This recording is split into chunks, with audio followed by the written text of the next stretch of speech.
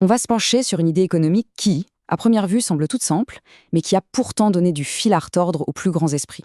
C'est une idée qui explique par exemple pourquoi un smartphone est imaginé en Californie, mais assemblé en Chine. Et on va voir que ça va bien au-delà du commerce, ça touche au cœur même de ce que ça veut dire être libre. Allez, c'est parti. Ce que dit le prix Nobel Paul Samuelson ici, c'est assez incroyable. Non, il ne parle pas de physique quantique, il parle d'une idée économique. Il la présente comme une sorte d'énigme, un concept si puissant que même des gens brillants, ils sont passés complètement à côté. Voilà la grande question. Quelle est donc cette idée si contre-intuitive? Et surtout, pourquoi est-ce qu'elle est si difficile à avaler? On va voir que la réponse, elle n'a pas seulement forgé nos économies modernes, mais aussi toute notre façon de penser la liberté. Bon, rentrons dans le vif du sujet. Cette fameuse idée, elle nous vient d'un économiste du nom de David Ricardo. À son époque, beaucoup pensaient qu'un pays qui n'est le meilleur en rien devrait juste fermer ses frontières pour se protéger.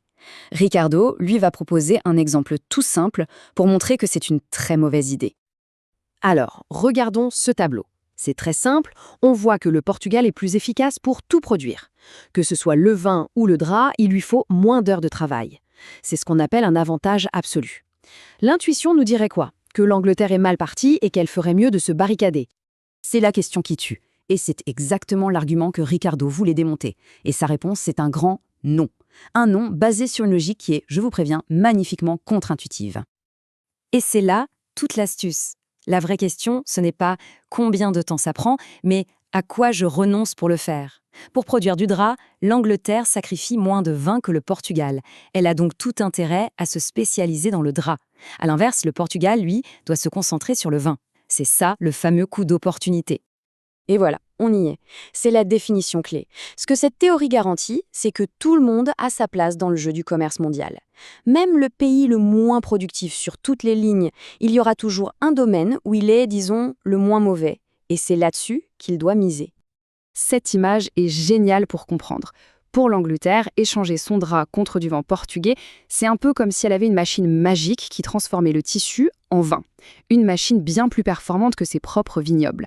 Eh bien, le commerce international, c'est cette technologie. Ok, sur le papier, c'est une logique implacable, presque trop parfaite. Sauf que, bien sûr, la théorie a fini par se heurter au mur de la réalité avec toute sa complexité. C'est là que les choses se corsent, parce que dans le monde réel, cette belle idée de coopération et de gain mutuel, elle a été confrontée à des questions de justice, à des faits qui ne collaient pas, et elle a même parfois servi de prétexte à l'exploitation. Et attention, les doutes, ils ne datent pas d'hier. Déjà au XIXe siècle, John Stuart Mill se demandait « C'est bien joli que tout le monde s'enrichisse, mais comment on partage le gâteau ?» Plus tard, dans les années 50, le paradoxe de Leontiev a carrément montré que les États-Unis ne se comportaient pas comme la théorie le prévoyait. Et plus récemment, on a compris que les avantages d'un pays n'ont parfois rien de naturel, c'est juste le résultat d'un accident de l'histoire. Et là, on touche à un point vraiment sensible. Cette théorie de l'avantage comparatif, elle a aussi servi de justification à l'exploitation coloniale. On a dit à l'Inde, par exemple, « Votre avantage, c'est de nous fournir du coton ou du pavot », et pendant ce temps, on détruisait son industrie textile, qui était pourtant la plus performante au monde, au profit des usines britanniques. Alors, comment en est-on arrivé là? Comment une théorie qui parle de gains mutuels a pu être utilisée de cette façon? Pour le comprendre, il faut prendre un peu de hauteur. Parce que cette idée économique, elle vient d'une philosophie bien plus large. Une philosophie dont le nom même est source de confusion. Le libéralisme. Le mot libéral, c'est un vrai piège. En France, quand on entend libéral, on pense tout de suite économie, laisser-faire, et on l'associe plutôt à la droite. Mais attention, si on va aux États-Unis, un libéral, c'est quelqu'un de gauche, qui se préoccupe des droits civiques et de la justice sociale. C'est essentiel de comprendre cette différence.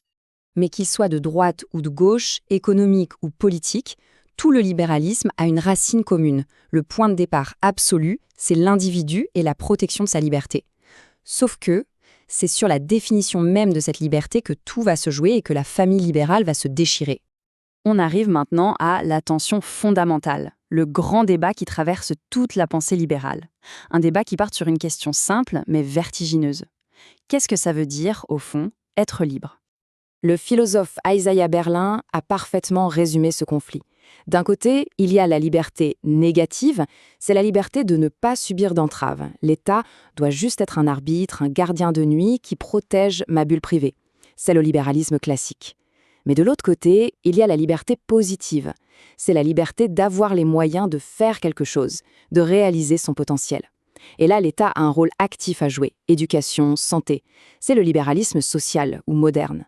En résumé, être libre de ou être libre pour. Et attention, ce n'est pas du tout un débat abstrait pour philosophes. Cette tension, elle est au cœur des arguments politiques qui structurent notre monde, ici et maintenant. En fait, presque tous nos grands débats politiques découlent de cette fracture. Faut-il baisser les impôts pour laisser plus de liberté négative à chacun, ou faut-il les augmenter pour financer des services publics qui donnent à tous une chance de réussir, la fameuse liberté positive? Marché libre ou État-providence, à chaque fois on rejoue cette opposition fondamentale entre les deux visages de la liberté.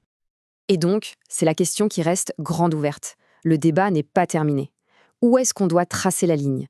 Est-ce qu'on est plus libre de l'État ou grâce à l'État? De la logique redoutable de l'avantage comparatif jusqu'à cette question essentielle, on voit bien comment une simple idée économique peut nous amener à nous interroger sur ce qu'il y a de plus fondamental. Il n'y a pas de réponse facile, et c'est sans doute ce qui rend cette idée si puissante.